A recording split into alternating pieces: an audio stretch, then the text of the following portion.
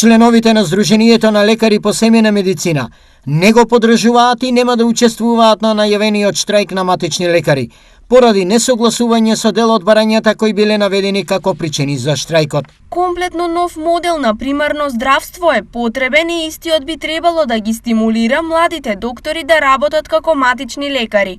Моменталниот модел на вегетирање и одржување во живот со продолжување на работниот век на лекарите е комплетно неодржливо решение, се вели во денешното соопштение од Сдруженијето.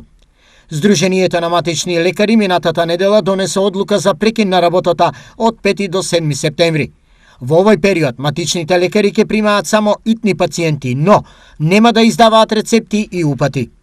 На ваков чекор тие се одлучија откако претходно не успеа да добијат позитивен одговор на нивните барања. Никој не кажува ниту збор за покачување на капитационен бод, а 5 години ништо не е поместено. Така да никој ништо не кажува за докторите дали ќе ги пензионира со 64 години по сила на закон или не, а тоа е многу сериозен проблем. Колку фирми ќе се затворат и колку сестри и доктори вработени тие ќе останат на улица. Пред 2 дена, министерот за здравство во однос на протестот на матичните лекари изјави дека не го оправдува и дека недоразбирањата треба да се решат на маса. Незадоволството на матичните лекари трае веќе 2 години, а од февруари наваму тие се со се погласни барања за решавање на отворените проблеми, но ситуацијата се уште не е променета.